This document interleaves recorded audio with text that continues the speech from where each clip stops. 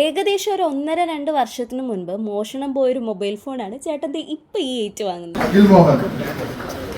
ചേട്ടന് മാത്രമല്ല ഈ ടേബിളിന്റെ പുറത്തിരിക്കുന്ന ഇത്രയും ഫോണും ഇത്രയും പേർക്കും തിരിച്ചു കിട്ടുവാണ്. നിങ്ങൾ ഞെട്ടിയില്ലേ? ഞങ്ങൾ ഞെട്ടി. ഞാൻ പറഞ്ഞല്ലോ ഇത് മോഷണം പോയിട്ട് ഒരു 2 വർഷത്തോളമായി. സോ ഇപ്പോഴൊന്നും നമ്മുടെ മനസ്സിൽ ഈ ഫോണിന്റെ കാര്യമേ ഇല്ലായിരുന്നു. അങ്ങനെ ഇരിക്കുകയാണ് ഇത് തിരിച്ചു കിട്ടുന്നത്. അപ്പോൾ ഇത് എങ്ങനെയാണ് ചേട്ടന്റെ കയ്യിൽ നിന്ന് മോഷണം പോയതെന്ന് അറിയണ്ടേ? ട്രെയിനിൽ വെച്ചായിരുന്നു ഗൈസ്. അപ്പൊ നമുക്കൊന്ന് 2 ഇയേഴ്സ് ബാക്കിലോട്ട് പോയാലോ? കഥയിലേക്ക് വരാം. അതായത് 2024 ഒരു മെയ് ജൂൺ കാലഘട്ടം. ചേട്ടൻ ട്രെയിനിൽ യാത്ര ചെയ്യുന്ന സമയത്താണ്, അതായത് ട്രിവാൻഡ്രം ടു മലപ്പുറം പോയിക്കൊണ്ടിരിക്കുകയായിരുന്നു. അപ്പൊ ഷൊർണൂർ വെച്ചിട്ടാണ് സംഭവം നടന്നത്. രാത്രി ബർത്തിൽ കിടക്കുന്ന സമയത്ത് സൈഡിൽ വെച്ചിരുന്ന ഫോണാണ് ഗൈസ് ആരോ അടിച്ചോണ്ട് പോയത്. അതും ഉണർന്നു കിടന്നിരുന്ന ചേട്ടന്റെ അടുത്ത് നിന്നാണ് അതിവിദഗ്ധനായ ആ കള്ളൻ ഫോൺ അടിച്ചോണ്ട് പോയത്. ട്രെയിൻ ഷൊർണൂർ നിർത്തിയിട്ടിരുന്ന ടൈമായിരുന്നേ. അതല്ല രസം, ഈ കട്ടോണ്ട് പോകുന്നത് ലൈവായിട്ട് കണ്ടോണ്ടിരിക്കുകയായിരുന്നു ചേട്ടൻ. കട്ടോണ്ട് പോയതിന്റെ പിന്നാലെ ഓടി കുറച്ചേരം നോക്കിയായിരുന്നു. പക്ഷേ എവിടുന്ന് കിട്ടാൻ? എടുത്തോണ്ട് പോയവൻ ഇന്നും ഇന്നലെയും തുടങ്ങിയതല്ലോ.